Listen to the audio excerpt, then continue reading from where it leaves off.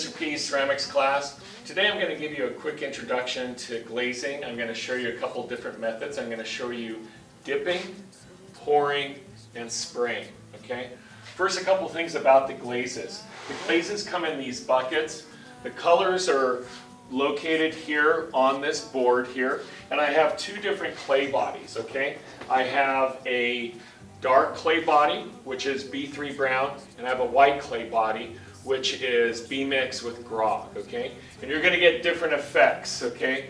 So the whiter clay body is, the colors are going to generally come out lighter.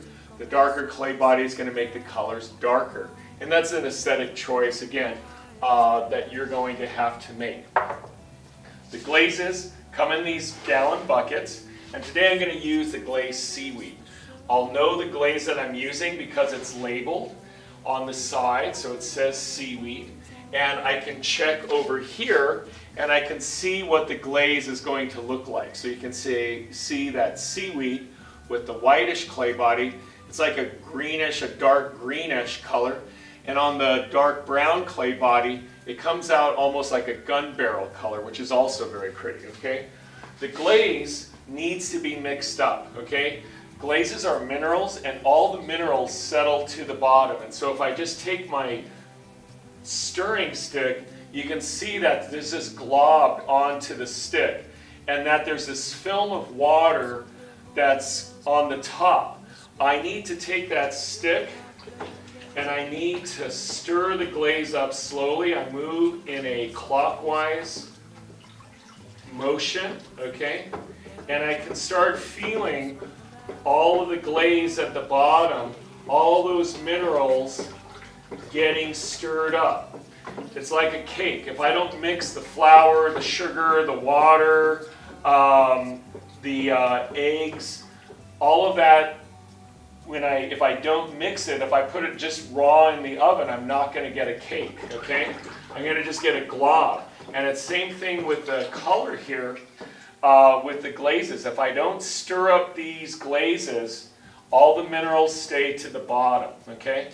I stir up the glazes like about every minute, okay, with my own work, because the glazes can settle that quickly. So if after a minute, 2 minutes goes by, I stop what I'm doing and I stir up the glaze.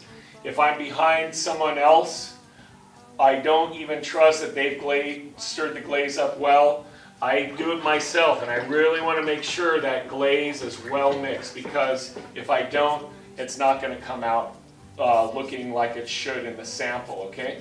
So now I've stirred up the glaze, and it's now like a creamy consistency, okay?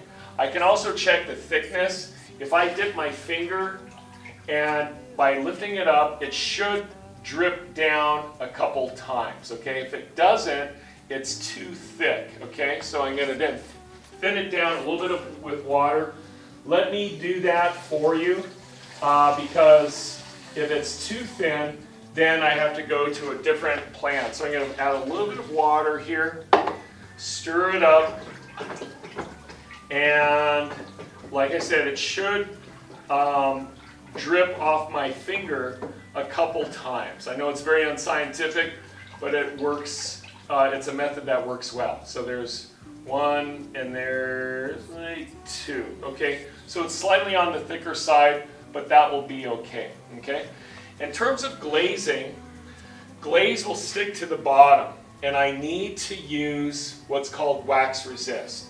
Wax resist is in this container, and I brush that onto the bottom of the piece, and it just takes a couple minutes for it to dry, and this keeps the glaze from sticking. Okay, so I set that on the bottom, and since I'm going to do these other pieces, I'm going to wax resist them now. And again, I just brush on a thin coat. I don't have to brush on a very thick coat. Even after I brush it on, I can set it down on the bottom. It's not going to stick. And I'm going to do this box as well.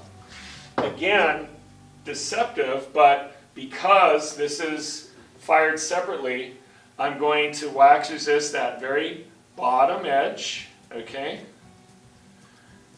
Because that's as if it's one piece. And then I'm going to wax resist the whole bottom of this box, okay? So one of the advantages of putting foot rings on is if I had a foot ring on this, that's the only part I would have had to have wax resisted, because anything that comes in contact with the kiln shelf needs to have the wax resist placed on it. Okay, so I do that. I'm going to set that upside down to dry. And this piece is really practically dry. It's just a little bit of a shimmer, okay? I'm going to just add a little bit more water to this. I want it just slightly thinner. Again, I'm stirring up the glaze. And the other thing I want you to notice is that glaze is not like paint. So the color of the glaze does not represent the color of the actual sample. You can see that this glaze is like a pale light green.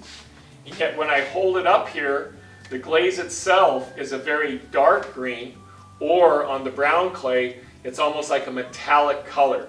So again, the color of the glaze has nothing to do with what the final sample will look like, okay? In dipping a piece, that's the most basic way of glazing a form, okay? On larger pieces, I usually don't dip them. It's a little bit more difficult to handle the piece, but on smaller pieces I will do that. If I dip it upside down like this, I'm going to be trapping air. So I'm going to hold it sideways to allow air to escape. I kind of like blow it off if there's any dust on it. If I can't do that, I'll use a small sponge, and I get that wet, and then wring it out, and I'll do what I call a dry sponge, and I just kind of wipe off the dust on it just to make sure that it's clean. If there's dust on it, and when I glaze on it, glaze the piece, the dust will prevent the glaze from really adhering to it. So I take it and I just dip it for like 1 second, just down, and I lift up, okay? And I pour it out. You can see that the glaze is starting to dry and become a chalky surface, okay? Where I put the wax on, you can see that it's resisting the glaze there, okay? It's not sticking, okay? Don't touch the glaze part while it looks still shiny. That means it's wet and you're going to leave a finger spot on it, okay? So now it's dry. I can touch the other part, and now I'm going to dip that, okay? Where it overlaps, you won't know the difference. It's just going to blend all into one color, okay? And now that's a glazed piece. I can take a sponge, and now I do need to wipe off that glaze from the wax resist. So I'm going to sponge that away because that's not going to disappear.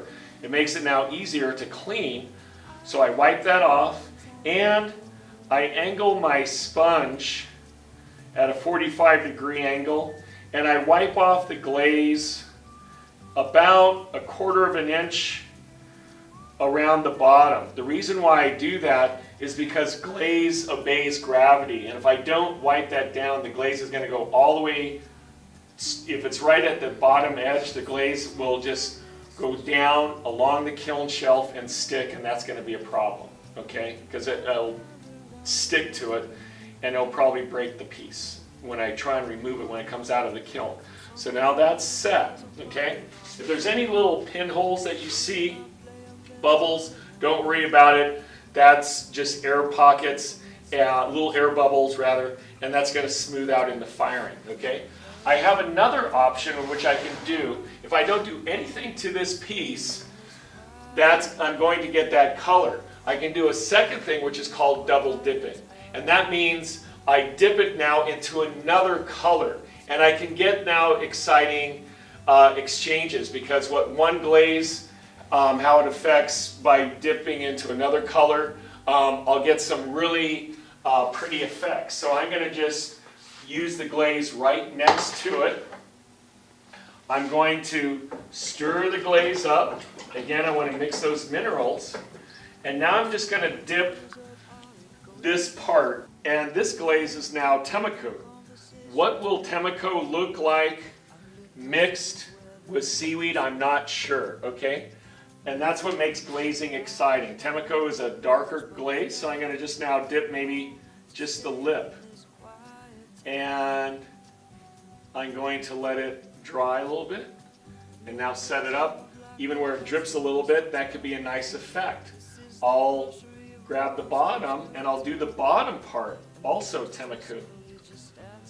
And now because it dripped, I'll let it kind of turn upside down. And I can let it, again, aesthetic choices. If I don't want that drip, I would just let it dry.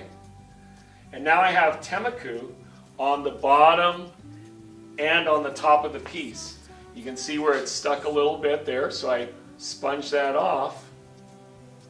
And now it's going to be exciting to look at because I'm going to have this, the seaweed, and now I'm going to have Temeko mixed with the seaweed, and it's going to combine its own color, and it'll be exciting. If I don't like it, I can mark that down, but if I do like it, I can make a note of that, and then that's something I can control in later firings, okay? So that demo is dipping the glaze, okay? We're going to now do pouring the glaze, okay?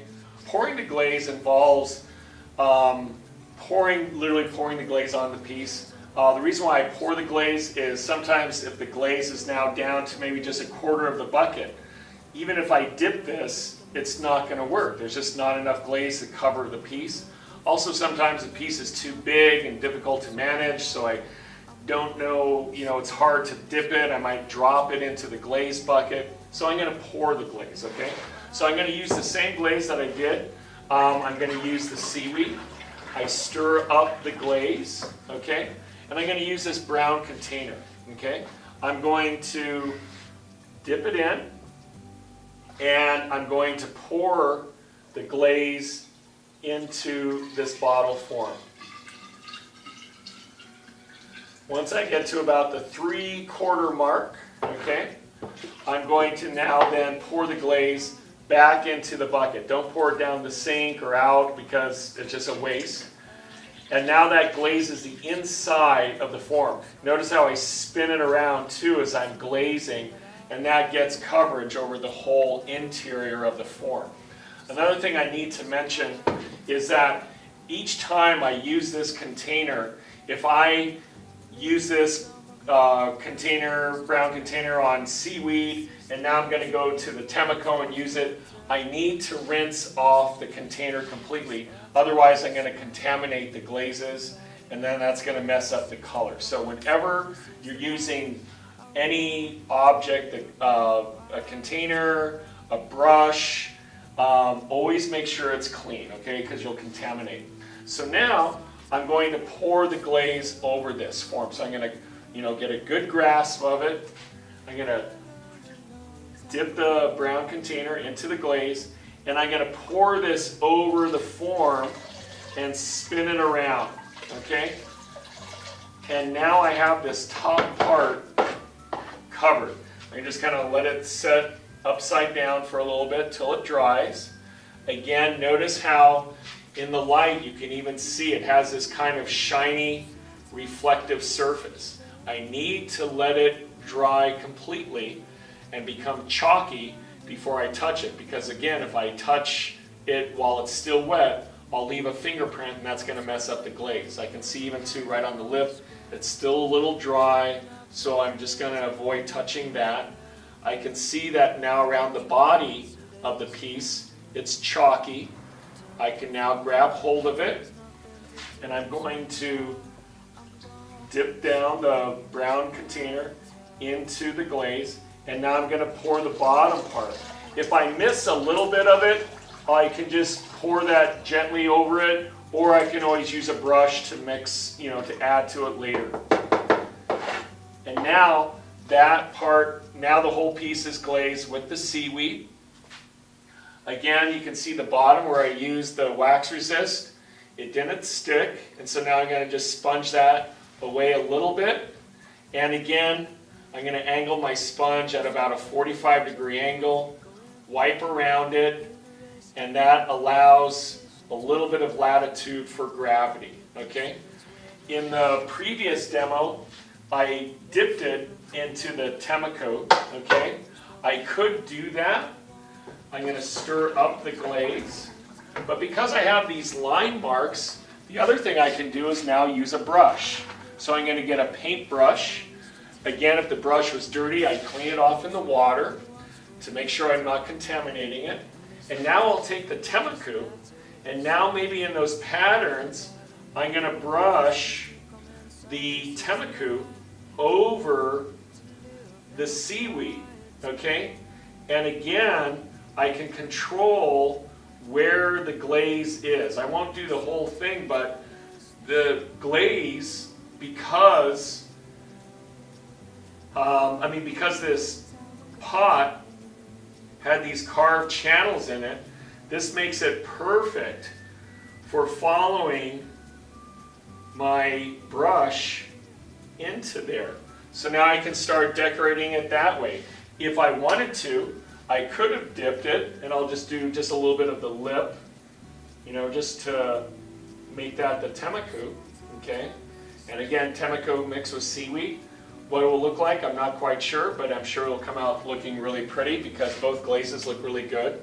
So again, I won't do this for the whole thing, but you can see that I could now brush colors in there. I could also now take other glazes and brush that on and really create some wonderful patterns, okay? Thank you so much. That is pouring and dipping glazes.